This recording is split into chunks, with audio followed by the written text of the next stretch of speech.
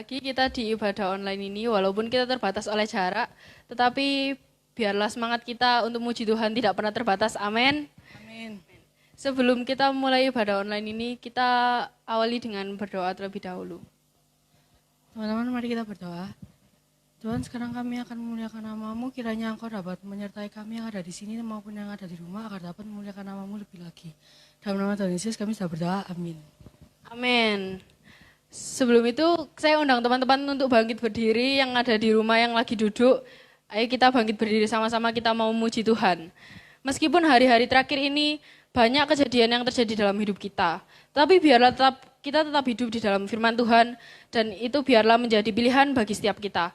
Seperti pujian yang akan kita naikkan sebentar lagi, pilihanku untuk hidup di dalam kebenaran.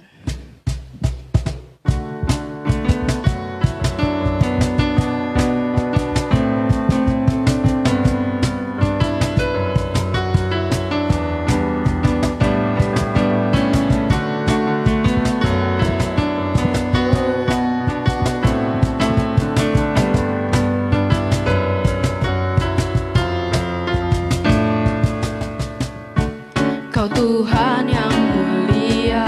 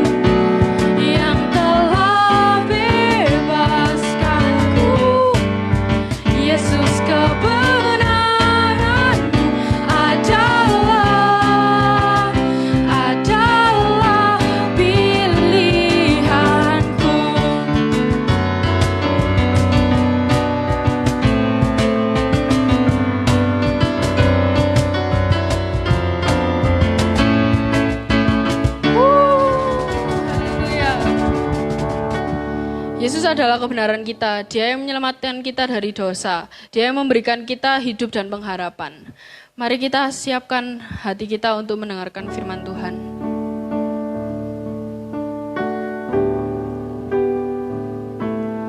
Yesus, kau kebenaran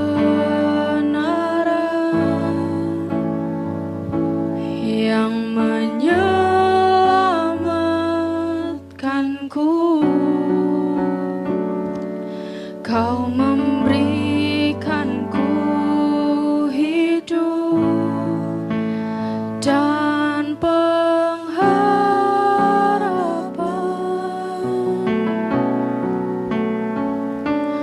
Ku ikut kehendak-Mu. Aku perlu anugerah-Mu.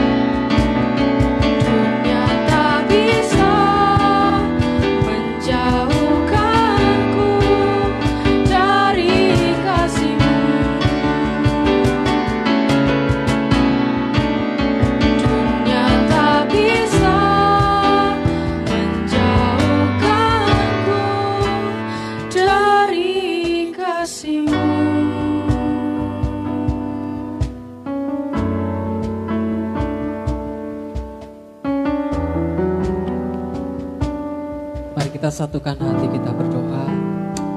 Kami mengucap syukur Tuhan, karena kasih karunia-Mu, karena kemurahan-Mu saja, kami hidup, kami diselamatkan, dan kami memperoleh masa depan yang begitu indah bersama Engkau Tuhan.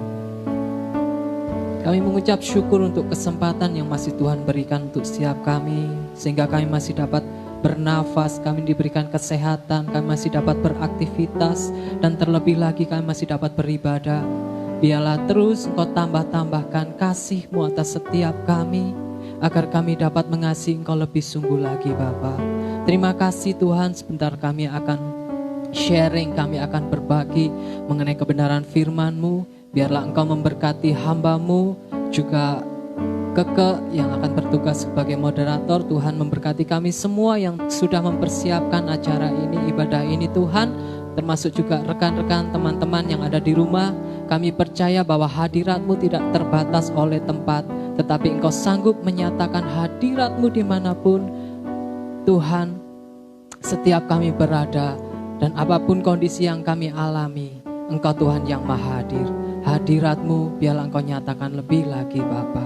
Sore hari ini doa kami Tuhan, pulihkan kami, ubahkan kami, terus sempurnakan setiap kami, agar menjadi generasi-generasi yang muda yang sungguh mengasihi Engkau dengan segenap hati kami. Terima kasih, kami serahkan untuk sesi ini ke dalam tangan-Mu Tuhan. Engkau memberkati, Engkau menyertai sampai akhirnya nanti. Terima kasih, hanya di dalam nama Tuhan Yesus kami berdoa, haleluya, amin. Puji Tuhan, shalom untuk Youters, Bethany Batu dimanapun berada. Sore hari ini saya mengucap syukur diberikan kesempatan untuk hari ini saya tidak akan khotbah, tetapi lebih kepada kita berdiskusi, kita sharing. Dan tema yang saya angkat, topik yang saya akan bahas hari ini ialah mengenai teori evolusi. Apakah Alkitab mengizinkan teori evolusi? Karena teori evolusi itu juga masuk di dalam studi, kalau nggak salah SMA apa SMP ya, saya lupa. Ya, dan kemarin saya sempat uji, saya sempat tes kepada salah satu member youth. Seandainya saya ini penganut teori evolusi, kemudian saya bertanya kepada kamu yang adalah seorang Kristen, apakah benar ya kalau manusia itu adalah keturunan dari kera, hasil evolusi dari kera?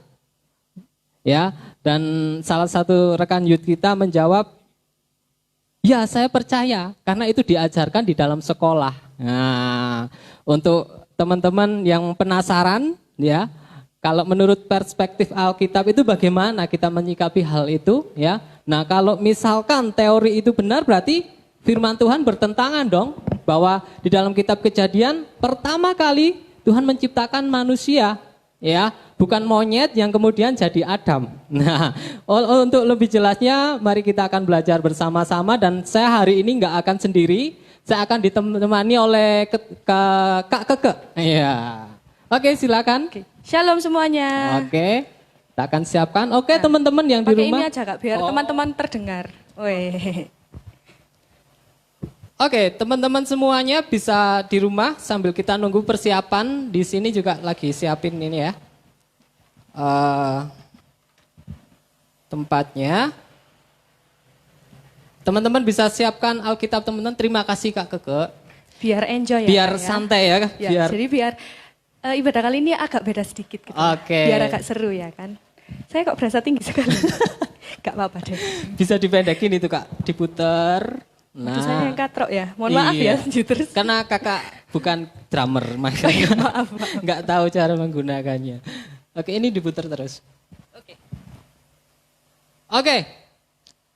Untuk teman-teman youth, dimanapun teman-teman berada, kita sudah share di medsos kita ya, Sudah di Instagram, itu kita sudah upload di story sama juga di postingan feeds-nya. Dan menarik sih, banyak banget yang komen, terus ada juga yang bales di story-nya. Ada komen-komen yang menarik, nanti mungkin akan di-share ya, jadi pasti bikin kepo.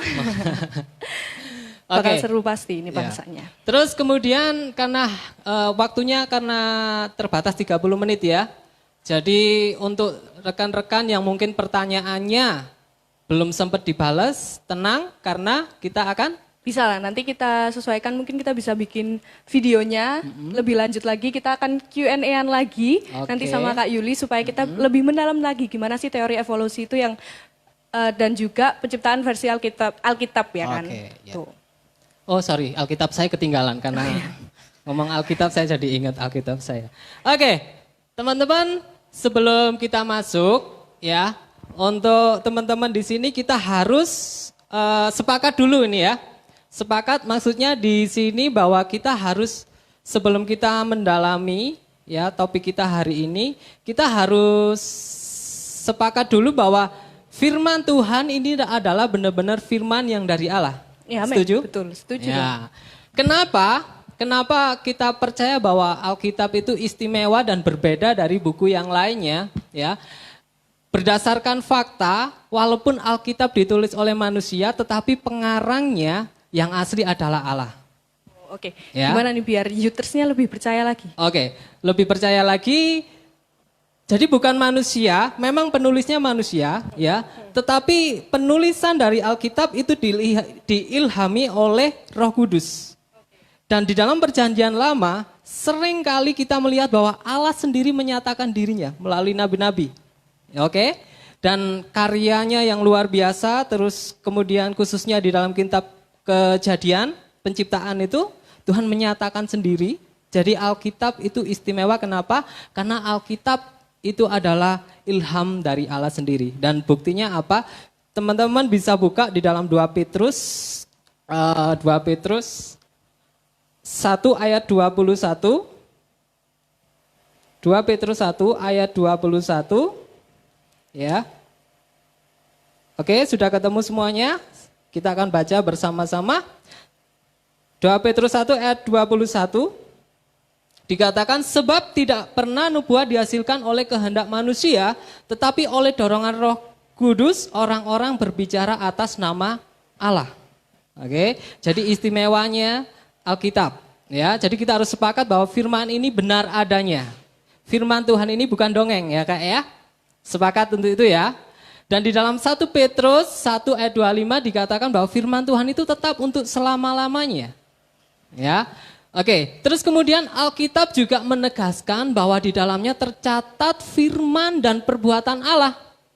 Maka Alkitab memandang dirinya sebagai firman Allah. Ya. Dan fakta selanjutnya ya, firman Tuhan ini berdasarkan apa yang saya pelajarin, ternyata teman-teman, ini mungkin semuanya belum tahu ya, ditulis dalam periode 1500 tahun. Jadi sejak Pembuatan dari Awal, nulisnya dari penulis, awal sampai Wahyu, dari Kejadian sampai Wahyu, yes, segitu lamanya. 1500 tahun. Lama Dan, teman-teman. Iya, penulisnya itu ada 40 penulis. Tetapi intinya sama, memiliki satu kesatuan. Karena ada pimpinan Roh Kudus. Roh itu Kudus. tadi. Nah, Oke. karena yang memberikan ilham itu sama, yaitu siapa? Allah. Allah. Melalui- Nah, itu harus diingat ya Yudas ya. Nah, Supaya oke. kita lebih kuat lagi, lebih percaya lagi. Oke. Keren banget ya. Ya, terus kemudian bahkan latar belakangnya berbeda-beda, zamannya berbeda pasti ya. Tetapi memiliki satu kesatuan. Nah, terus kemudian berikutnya, fakta berikutnya, dari awal sampai akhir ya, ini enaknya saya panggilnya kak apa keke ini ya? Keke nggak aja apa-apa ya. Daripada canggung sebetulnya ya kan. Oke, keke, oke. Terus kemudian dari kita amati dari Kejadian sampai kepada Wahyu itu memiliki satu istilahnya sentral,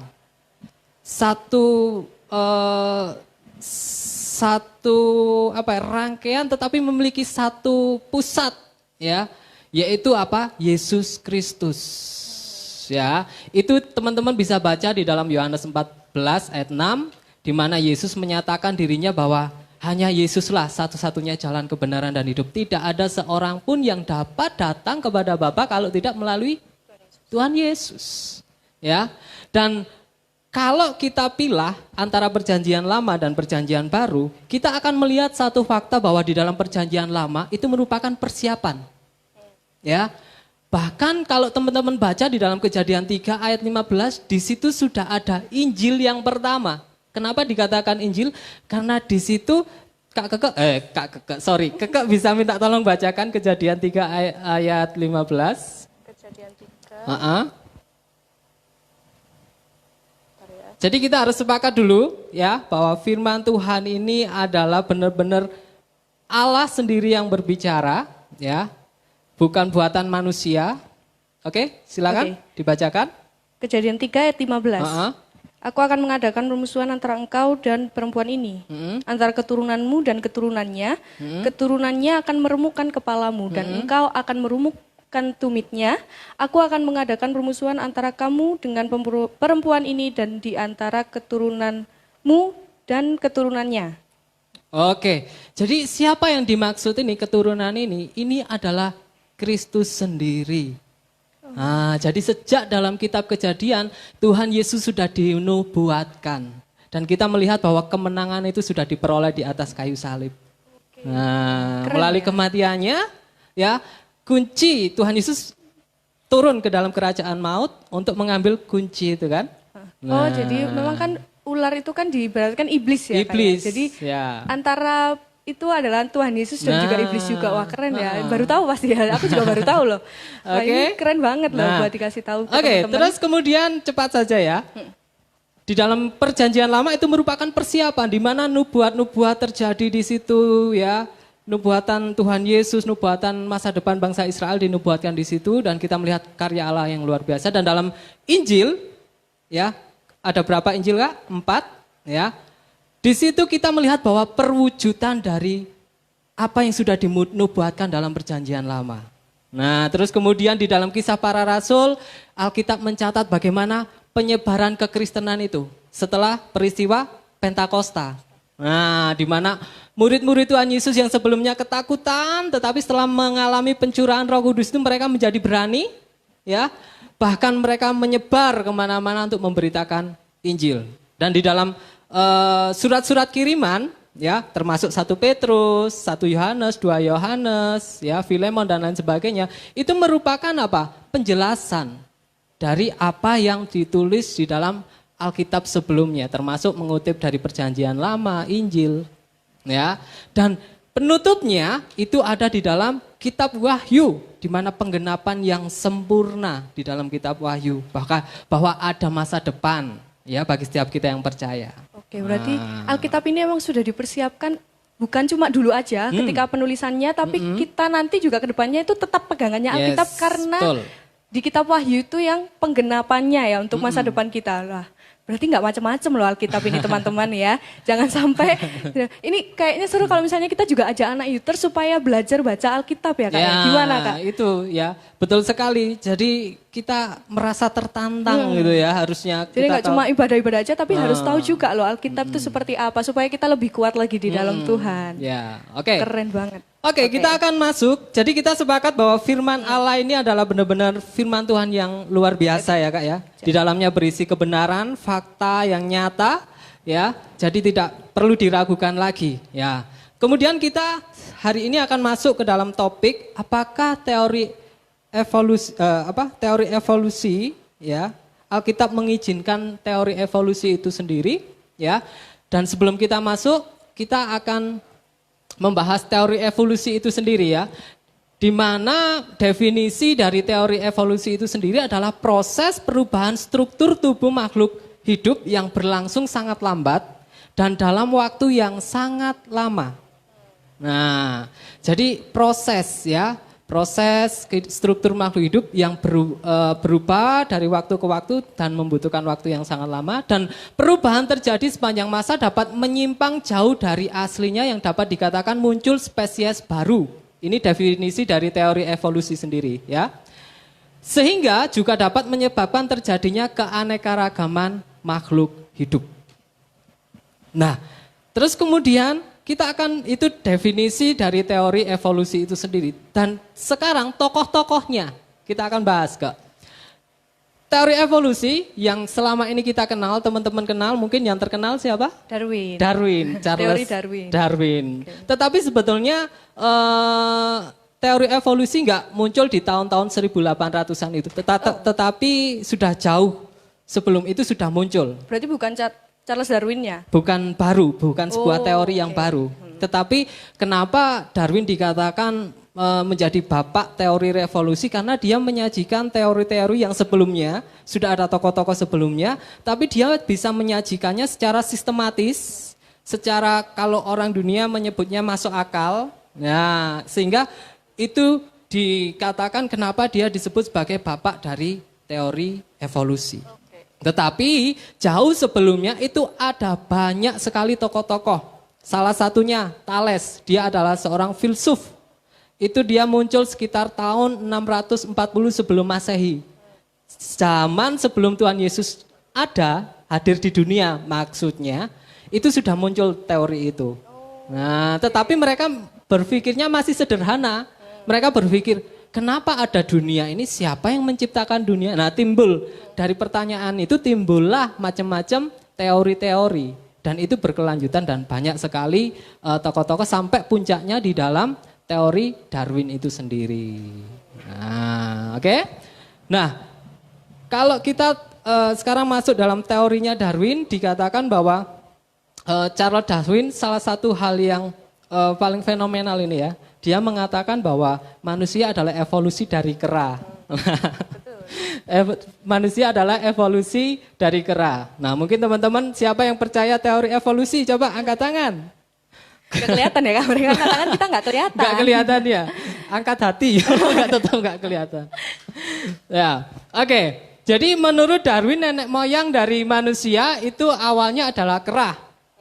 Nah, tetapi sanggahannya Tuhan menciptakan manusia dengan akal budi, sedangkan kera tidak punya akal budi. Nah, coba baca dalam Kejadian 2 ayat 20. Mari kita baca bersama-sama. Kejadian 2 ayat 20 dikatakan bahwa manusia itu memberi nama kepada segala ternak, kepada burung-burung di udara dan kepada segala binatang hutan. Tetapi baginya sendiri ia tidak menjumpai penolong yang sepadan dengan dia. Dari sini kita melihat bahwa manusia itu berbeda dengan binatang. Karena sudah disendirikan ya penciptaannya ya. Dan bahkan untuk siapa yang akan menemaninya itu nggak ada yang sepadan di sini. Nggak ada tulisannya kera gitu ya. Manusia nggak pernah kawin campur dengan monyet. Jangan sampai ya. Kok takut? Oke, tetapi Tuhan menciptakan ya penolong yang sepadan, yaitu siapa di manusia yang pertama. Ya, yang menjadi penolongnya siapa? Hawa. Yang diambil dari rusuknya itu? Hawa. Untuk teman-teman yang belum menemukan rusuknya, nggak usah khawatir. Gak apa, sabar ya. Tuhan pasti sediakan. Nantilah kalau mau mungkin respon bisa ya. Kali aja mau bahas mencari tulang rusuk seperti apa gitu. Nah, oke. Jadi sampai di sini paham ya? Ya, dari sini saja kita bisa melihat bahwa teori evolusi sudah jelas-jelas bertentangan dengan Alkitab, dengan firman Tuhan. Nah, terus kemudian siapa sih Darwin itu? Ya, Darwin adalah seorang penganut naturalisme. Apa itu naturalisme? Naturalisme itu adalah orang yang nggak percaya adanya pencipta. Ya, segala sesuatu di bumi ini terjadi begitu saja secara natural. Oke? Bahkan kalau teman-teman pernah mendengar teori Big Bang, bumi ini tercipta dari satu ledakan yang, sehingga dari benturan yang keras itu ada bumi, ya, ada planet Mars, pokoknya seluruh semesta ini. Tetapi pertanyaannya, bagaimana manusia bisa tercipta dari benturan meteor? Tiba-tiba muncul. Masuk akal nggak kira-kira? Enggak sih. Enggak ya. Ada gurem, tahu gurem nggak? Hewan yang kecil banget. Kayak di ayam itu biasanya. Organisme bukan, beda lagi. Bukan, hewan yang sangat kecil banget, tapi kalau nempel ke kulit manusia itu gatalnya luar biasa. Oh, sejenis kutu enggak? Sejenis kutu tapi sangat kecil. Wow. Nah, terus berubah jadi manusia? Nah, enggak. Bagaimana hewan yang sangat kecil itu bisa tercipta dari satu benturan Yang- Oh ya, Nah. dan tiba-tiba dari meteor itu dia berubah jadi gurame. Nah, Lucu ya, manusia kadang berpikirnya seperti itu sih, abstrak itu. ya. Jadi naturalisme itu semata-mata bersandar pada keberadaan alam dan kemampuan akal manusia. Nah, naturalisme memandang bahwa alam semesta itu berjalan dengan sendirinya dalam arti tanpa intervensi Tuhan. Nah, Kakak bisa bayangkan kalau seandainya kita punya pemahaman seperti itu, akan bagaimana kita melihat masa depan. Manusia akan hidup sembarangan pastinya. Iya, kayak ya udah hidup aja gitu Nah. kan, karena nggak ada tujuannya. Nggak ada Karena tujuan. mereka merasa kayak ya udah aku udah hidup, ya udah Nah. gitu aja kan. Saya Makanya- ibaratkan bahwa penganut naturalisme itu menganggap kehidupan itu seperti sebuah CPU, komputer. Ya, kalau CPU itu sudah rusak, ya sudah, nggak ada kehidupan Nggak bisa dipakai selanjutnya. lagi. Oke. Seperti itu. Jadi, tetapi kekristenan beda. terlalu sempit berarti ya Iya. kalau gitu ya. Kasihan lah teman-teman. Kita harus senang kalau kita punya Tuhan karena kita punya masa depan. Keren Jadi banget. penganut teori evolusi saya berharap bertobat lah kali.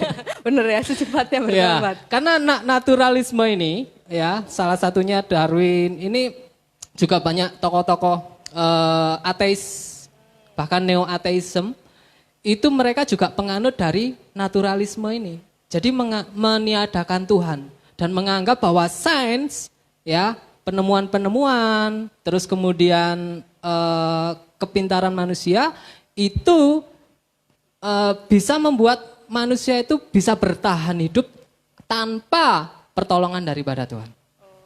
Jadi menganggap Tuhan itu enggak penting. Nah, Karena mereka cuma pakai akal gitu ya kan. ya. Jadi menganggap semuanya yang bisa dilihat hanya itu yang bisa dipercaya. Tetapi sesuatu yang supranatural itu tidak, itu hanya dongeng. Mereka menganggap seperti itu. Fiksi belaka Fiksi. gitu ya. Ada kehidupan setelah kematian itu mereka menganggap fiksi. Oke, hati-hati ya. Ayo tadi siapa yang percaya revolusi-revolusi? Kalau revolusi mental harus. Oh iya, evolusi ya, salah berarti saya. Aduh, Evolusi ya. tidak fokus ini. Baik, oke, keren banget loh Oke, ya. dari beberapa pertanyaan kita nggak akan jawab semuanya satu persatu ya Kak ya. Tetapi kita akan pilih dan saya persilakan untuk Kakak mulai dari mana dulu? Oke, ini sebenarnya kan teman-teman udah ada yang respon-respon ya. Ada satu, saya baca komennya dulu ya. Oke, Kan oke, kalau oke. pertanyaan kan pasti jawabannya panjang. Ada Ya. komennya yang mungkin ini sangat cocok dengan tadi apa yang Kak Yuli ceritain. Karena ada yang ini responnya gini, singkat tapi masuk akal banget. Mungkin Darwin belum mengenal Alkitab. Nah, bener loh ya kan, bisa jadi ya kan, belum mengenal Alkitab, dia belum Oke. tahu cara kerja Tuhan untuk penciptaan itu seperti apa. Akhirnya timbullah teori-teori begitu ya Kak ya. Oke, yes. Nah, ini sebenarnya ada yang menarik sih Kak. Ini masuk dari tadi yang ceritanya Kakak. Ini sebenarnya dia cerita panjang banget. Akhirnya aku ambil intinya ya, karena dia membedakan dua hal ini antara Alkitab dan juga teori evolusi. Dia menganggap bahwa teori evolusi ini hanya sekedar ilmu pengetahuan. Dan sebagai manusia kita harusnya itu memilah-milah antara ayat Alkitab dan juga evolusi. Nah, karena evolusi adalah sumber ilmu yang mempelajari ciptaan Tuhan berupa organisme, maka pendekatannya adalah cara ilmiah, bukan dengan ayat-ayat kitab suci. Nah, menurut Kak Yuli gimana nih? Karena kan dia seperti istilahnya membedakan antara teori evolusi ini dan tentang ayat Alkitab. Jadi nggak usah dibuat kontroversi antara evolusi dan juga penciptaan. Oke, ketika saya mau angkat topik ini bukan berarti saya anti ilmu pengetahuan, ya. Tetapi saya ingin mengajak teman-teman youth supaya kita bisa memilah, ya. Karena Tuhan juga ciptakan kita sebagai manusia yang punya akal budi, ya. Punya akal budi, bisa berpikir, bisa Tuhan bukan bahkan karuniakan kita itu untuk bisa mencipta, ya. Manusia bisa menciptakan pesawat. Mungkin zaman dulu kala itu sangat mustahil.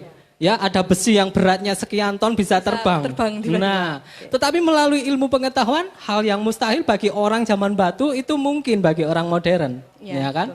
Nah, tetapi di sini saya ingin memilah, ya. Kenapa?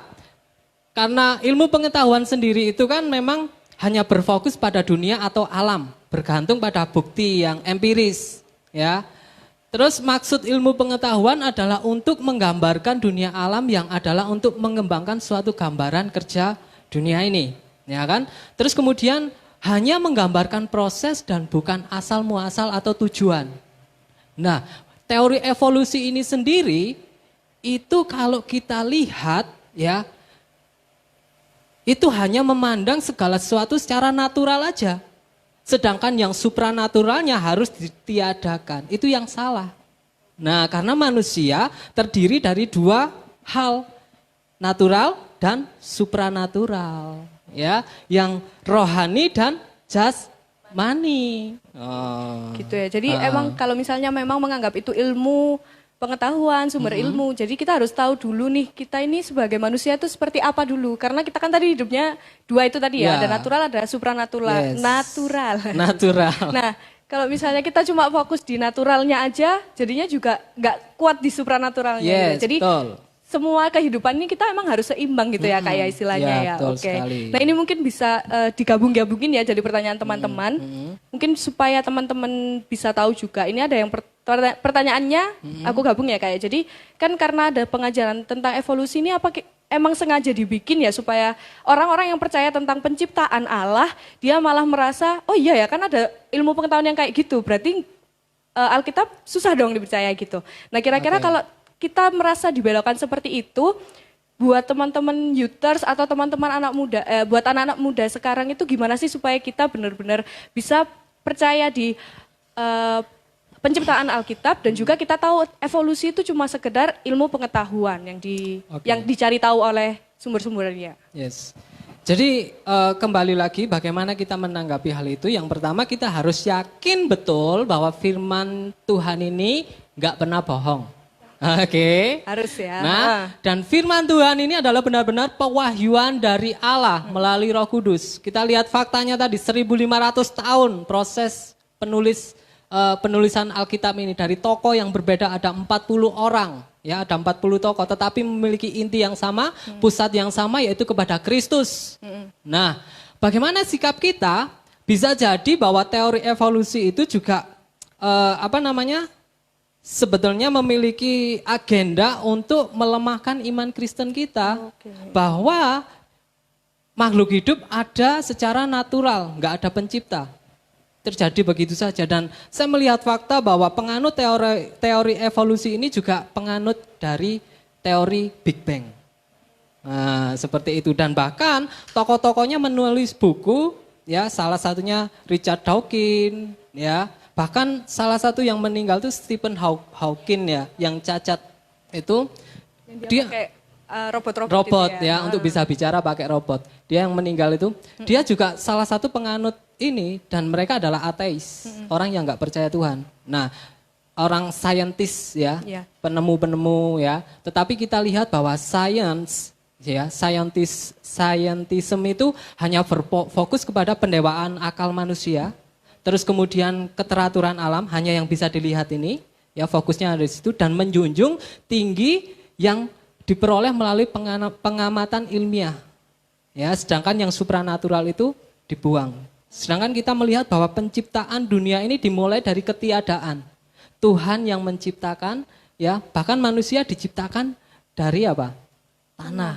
Dibentuk ya serupa dan segambar dengan Allah. Ya. Kalau ada yang percaya teori evolusi, ya jangan tersinggung kalau dikatakan, monyet gitu. Benar.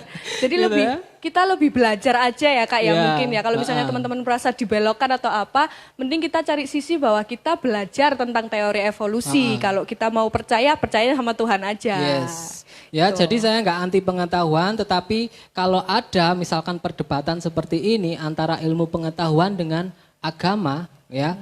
Saya akan lebih mempercayai agama, apa yang diajarkan di dalam agama saya daripada ilmu pengetahuan. Karena ilmu pengetahuan adalah hasil dari pencarian manusia, di mana manusia memiliki keterbatasan dan bisa salah. Tetapi Tuhan nggak pernah salah. Benar banget. Jadi kayak manusia cuma pakai akalnya aja gitu kan. Itu. Padahal kita juga perlu berdoa loh, karena yang ngasih kita, hidup kita kan Tuhan ya Kak ya. Betul sekali. Nah itu jadi jangan gampang dibelokkan ya teman-teman ya. Kita harus fokus ngelihatnya, bacanya, kita juga harus benar-benar minta Roh Kudus di pimpinannya ya Kak ya, yang paling penting ya. Itu sih, jadi buat teman-teman Youters yang biasanya kalau misalnya ada, kayak tadi kan Kak Yuli aktingnya jadi orang yang nggak percaya nih. Nah bisa, mungkin ada kata buat teman-teman youth ini juga supaya lebih kuat lagi bisa apa ya istilahnya bisa jadi saksi kan hitungannya untuk kita percaya Alkitab dan kita memang benar-benar pegang Alkitab itu sebagai pedoman hidup kita. Jadi buat teman-teman youth kita harus kayak gimana sih Kak menanggapi ilmu-ilmu seperti ini dan juga tentang Alkitab. Oke. Mungkin teman-teman yang saya bertanya kepada salah satu seorang youtuber itu dia yang menjadi keyakinannya bahwa manusia itu adalah memiliki nenek moyang kera itu karena pelajaran mengenai manusia purba. Sejarah ya mata Homo pelajarannya. sapien, ya, Pithecanthropus erectus ya. Langsung anak-anak IPS langsung ingat ya, yo. Anak-anak IPS ini ya. Iya ya. Nah, tetapi itu juga merupakan satu teori ya. Bisa jadi zaman nggak tahu itu tahun berapa ya. Itu pernah ada jenis kera yang hampir ya memiliki tengkorak yang karena yang diteliti kan fosil. Ya. Hampir memiliki bentuknya itu seperti manusia. Tetapi ya nggak mungkin itu adalah benar-benar manusia. Kenapa? Kita melihat sekarang ya. Kita melihat sekarang misalkan komodo, tahu komodo? Ya. Sama biawak kalau misalkan mereka berdua mati, kira-kira bentuk fosilnya sama enggak? Hampir sama ya. Hampir kan sama ya. Orang hidup aja kadang kita nggak bisa bedain. Nah, hampir sama ya, bentuk tengkoraknya hampir sama ya. Tetapi kalau saya mengatakan komodo adalah hasil evolusi dari biawak, setuju? Karena saya belum tahu pastinya setuju. Tapi kalau misalnya orang kalau sudah tahu pasti bisa mempertahankan argumennya ya kayak oke. Tetapi kembali lagi Benar-benar. kepada kejadian tadi 1 ayat 20 bahwa manusia itu yang berdaulat atas ciptaan. Atas semua ciptaan memberi nama, bahkan dari sekian saya percaya bahwa Tuhan menciptakan hewan di darat, di udara, di laut, itu ribuan atau jutaan mungkin ya jenisnya. Dan dari jutaan itu enggak ada satupun yang sepadan dengan Adam loh waktu itu. Sehingga Adam dibiarkan Tuhan tertidur lalu Tuhan ambil rusuknya dan menciptakan manusia yang sepadan. Bukan monyet yang oh ini hampir mirip sama si Adam. Ya sudah tak jodohkan gitu ya. Enggak ya. Iya. Nah jadi mungkin ilmu pengetahuan menamai itu manusia. Tetapi jangan kita menelan mentah-mentah bahwa itu adalah dulunya nenek moyang kita. Sama dengan orang hutan. Kalian mendengar orang hutan. Definisi kita oh orang yang ada di hutan gitu ya.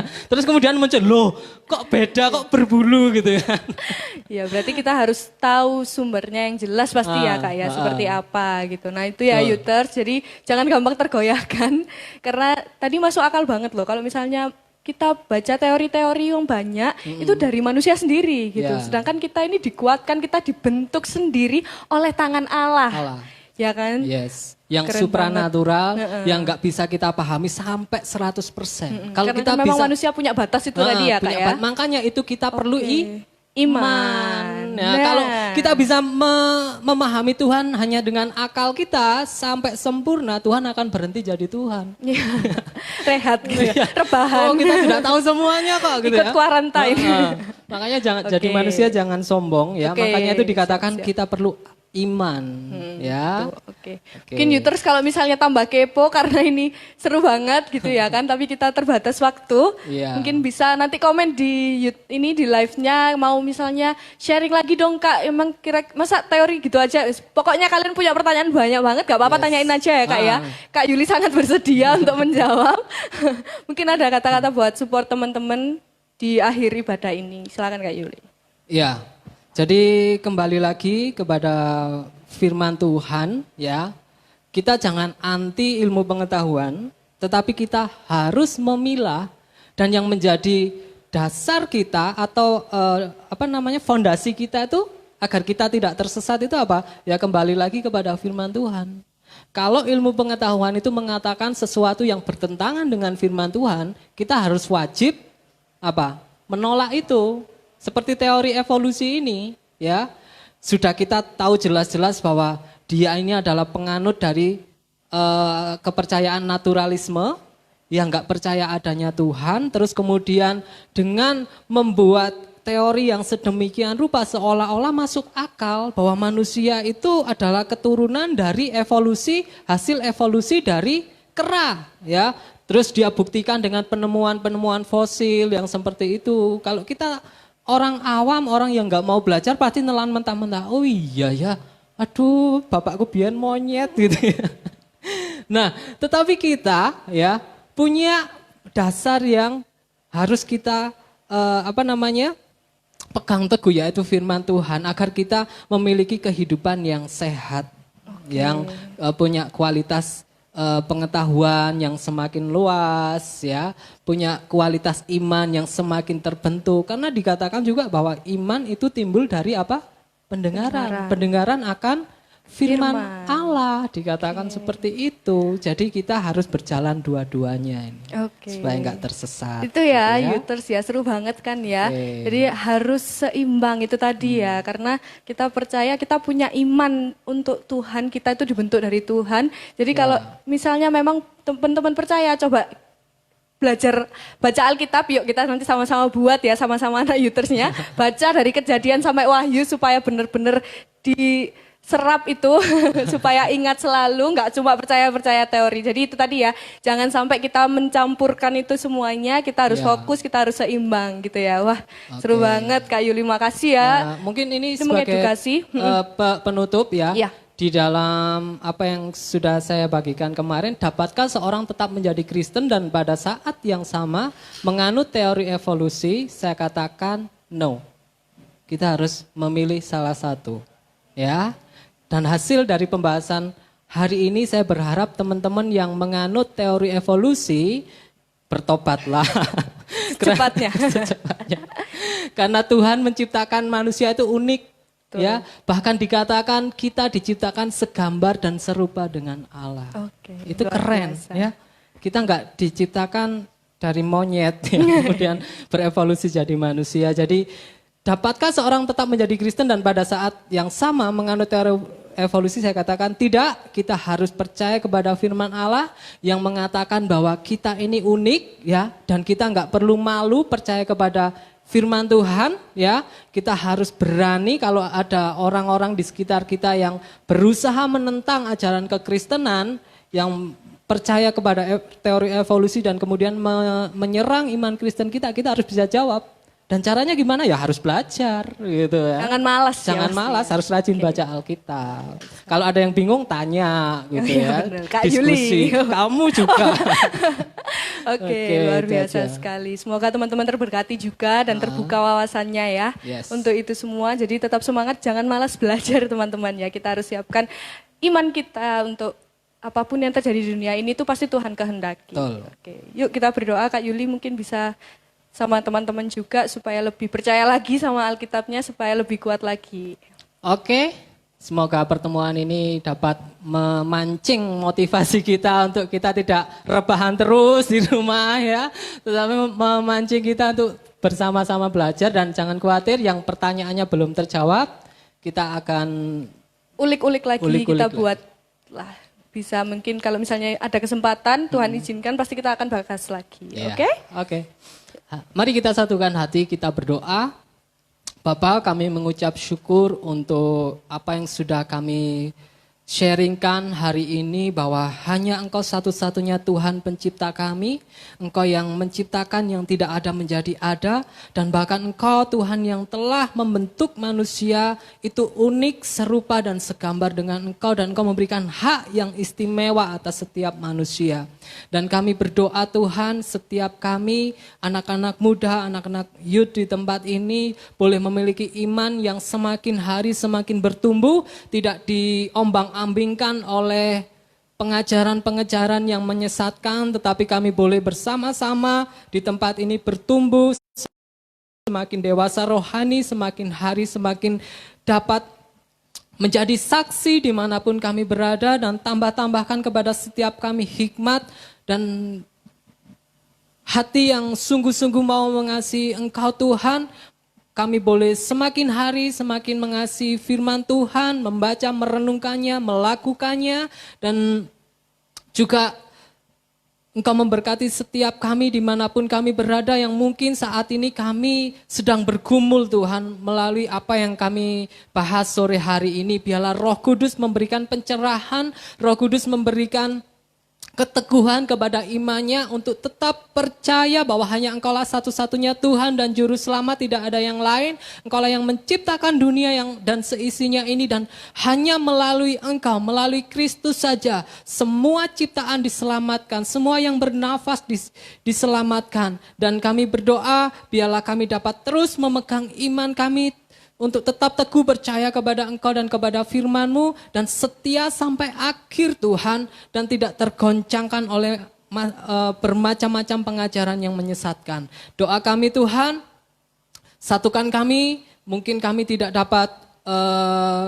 berjumpa secara fisik, dan hanya melalui virtual kami dapat berjumpa, tetapi kami berdoa biarlah iman kami Tuhan semakin tumbuhkan, semakin terus teguhkan, dan semakin dewasakan kehidupan kerohanian kami Tuhan. Satu antara yang lain sama-sama bertumbuh untuk lebih hari semakin mengasihi Engkau, semakin rindu menjadi saksi-saksi-Mu dimanapun kami berada, sekalipun kami muda Tuhan, tetapi kami percaya Engkau sanggup memakai kami untuk lebih dahsyat lagi menjadi alat-Mu dimanapun kami berada. Terima kasih, kami serahkan masing-masing hamba-Mu juga Tuhan, kami percaya bahwa Engkau sudah selesai kami sudah selesai dengan apa yang kami sampaikan, tetapi kami percaya bahwa Roh-Mu terus bekerja untuk terus mendewasakan anak-anak youth di tempat ini, terus menjamah hati mereka untuk semakin hari semakin lebih lagi mengasihi Engkau.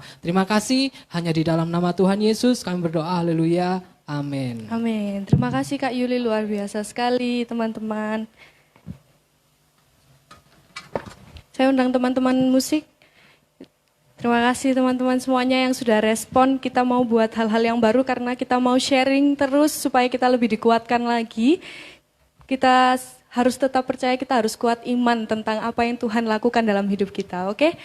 Yuk kita nyanyi Kalau Ku Hidup, refnya aja ya. Kita mau akhiri ibadah sore hari ini. Terima kasih buat teman-teman semuanya, tetap semangat. Kita sama-sama berdoa untuk segera dipertemukan, kita bisa ibadah bareng-bareng di tempat ini.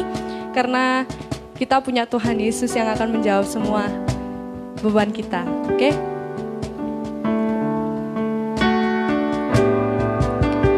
Kalau ku hidup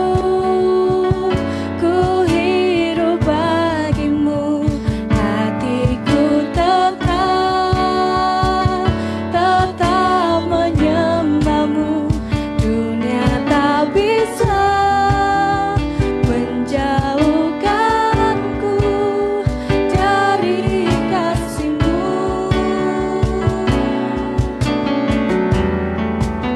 Selama ku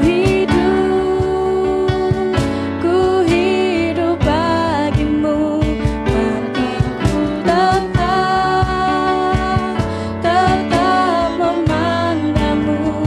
Dunia tak bisa menjauhkanku dari kasih-Mu.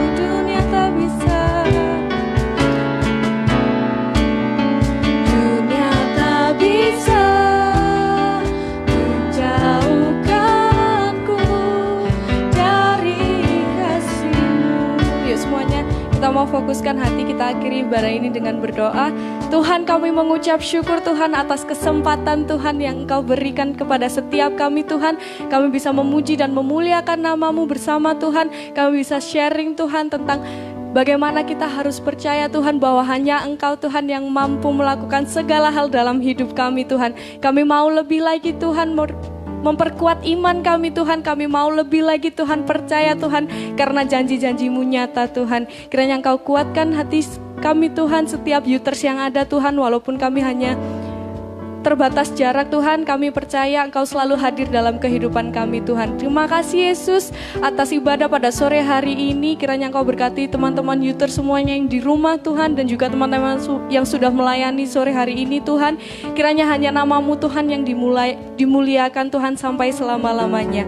Terima kasih Yesus, kami selalu mengucap syukur atas kebaikan-Mu dalam hidup kami. Amin. Sampai jumpa di minggu depan. Tuhan memberkati.